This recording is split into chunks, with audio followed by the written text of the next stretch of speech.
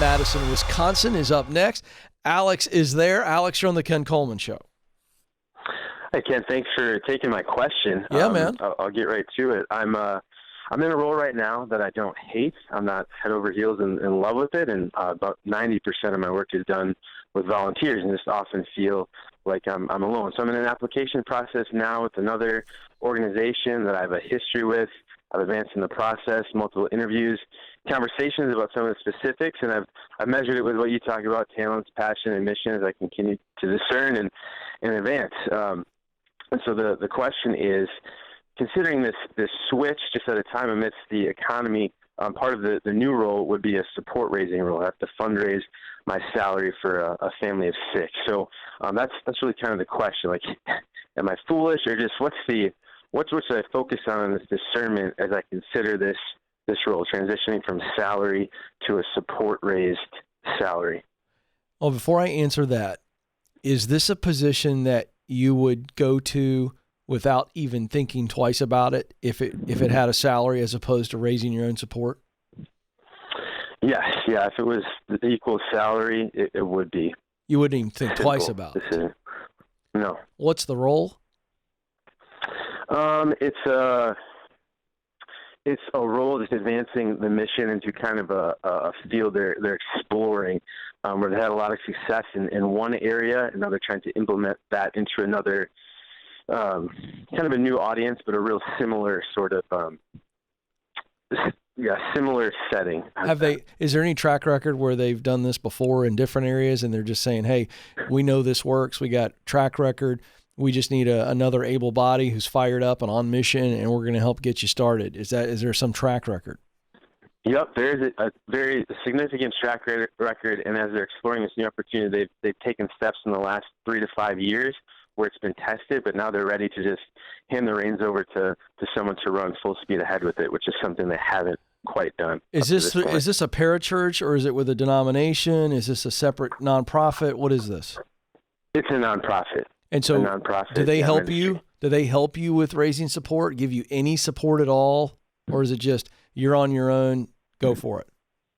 Yeah, initially, so my situation coming in with a family, they will provide a salary for a flexible timeline, allowing me to build up that support. How long? Support team. That's something to be determined with my supervisor. So the conversations we have right now, there hasn't been a dead set timeline, just that it will be flexible.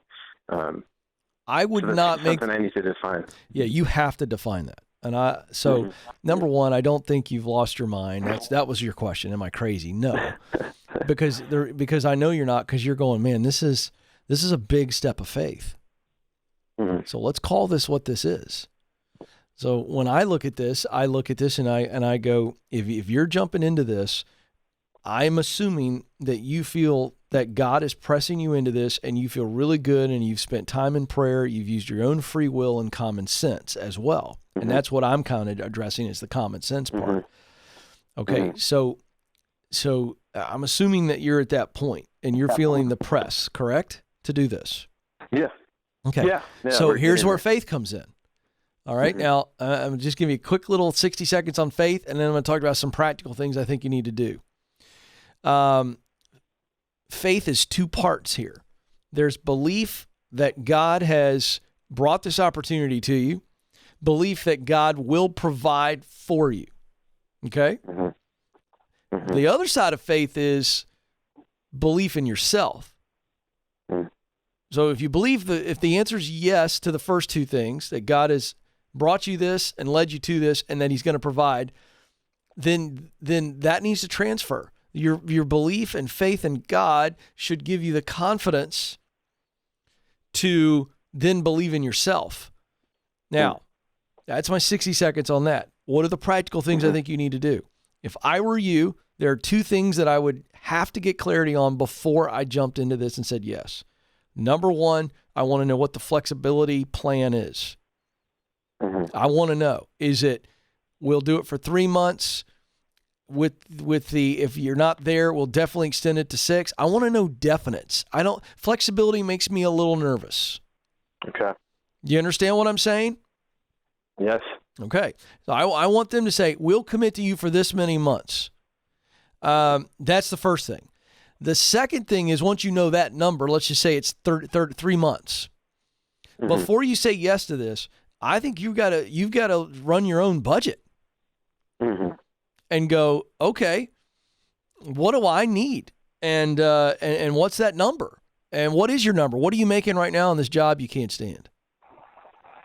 Between 55 and 60. Well, actually between 60 and 65. Okay, let's round that up, shall we, to 65. That's the number. Mm-hmm. Unless you can sacrifice and you can do some other things and maybe the number's 50. I don't know, but you and your wife need to have the number. You got 6 kids, man. So what's our number to where we're not suffering? A little bit of sacrifice is fine, but not suffering. Because I don't think it's necessary for you to suffer in this particular situation. You can find this type of mission work in other places where you don't have to raise your own support. But I'm fine with you moving forward on this if you do this. And once you get that budget and that number, then you got to go talk to people and you got to go, hey, I got to raise my own support. And I'm asking, would you commit to this prior to me starting? See, I don't like the idea of taking this gig and then go raise the support. I like the idea of going, you know what? I want to do this, but I want to make some initial things. And I want to get some support right out of the gate. Mm-hmm. That's what I would do. That makes sense. So there you go. That's just my version. That is not the only way to do it. That's the way I would do it if I had 6 kids and a wife. That's to me, that's the only way to do it. And then step into it so that you can focus on the work and then keep the support going. But we're in tough times right now in a, donor supported situation. That can be tough. Don't want to make any, kind of gloss over that and go, oh, well, you can go get people to support you. Well, you don't know that. I believe you can eventually. I just don't know how long that's going to take.